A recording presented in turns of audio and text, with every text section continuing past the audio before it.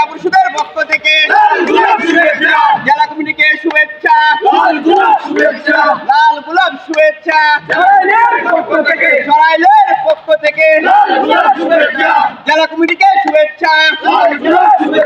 জিয়া পরিষদ জিন্দাবাদ জিন্দাবাদ। জিয়া জিয়া জিয়া তুমি লো লো লো সালাম। শহীদ জিয়ার স্মরণে বই করি না মরণে সরাইলের মাঠে তারে শীষের গাছে সরাইলের মাঠে।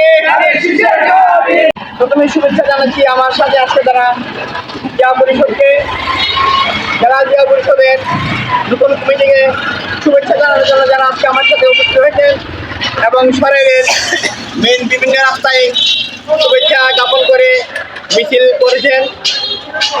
প্রিয় সংগ্রামী সাথীরা, বন্ধুরা, আজকে শুধু আমাদের জিয়া পরিষদের শুভেচ্ছা জ্ঞাপন মিটিং না, এবং জিয়া পরিষদের পক্ষ থেকে আগামীকাল খুনি হাসিনা রায় হবে, একটা মামলা রায় হবে।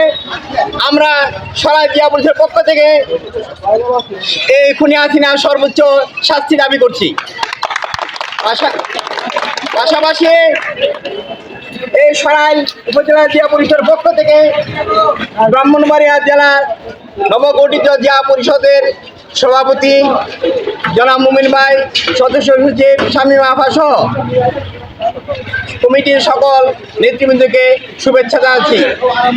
এ বলে আমি আমার বক্তব্য শেষ করলাম। আল্লাহ হাফেজ। বাংলাদেশ জিন্দাবাদ, বাংলাদেশ জাতীয় দল জিন্দাবাদ, শহীদ অমর হোক বেগম খালেদা জিয়া জিন্দাবাদ।